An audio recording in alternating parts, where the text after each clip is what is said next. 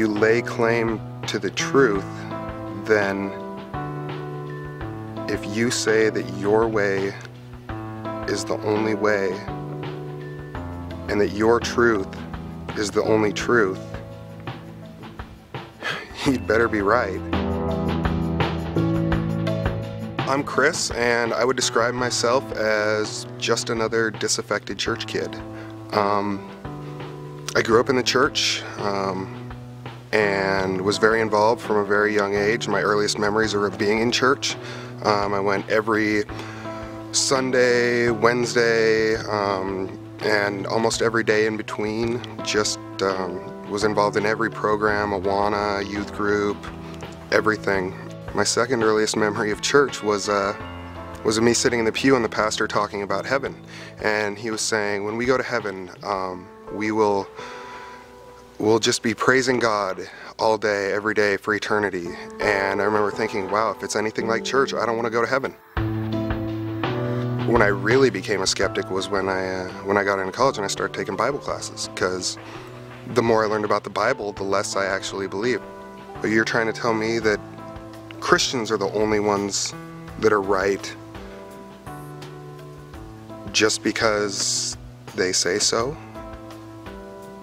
Because every other religion out there says the same thing. Who has the arrogance to say that?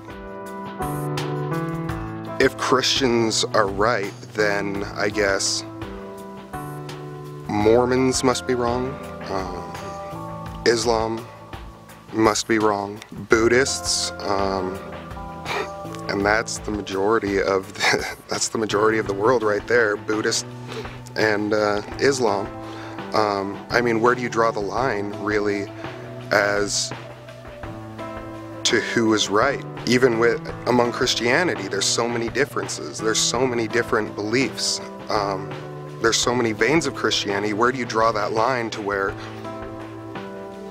you're wrong, we're right, and we're going to heaven and you're not?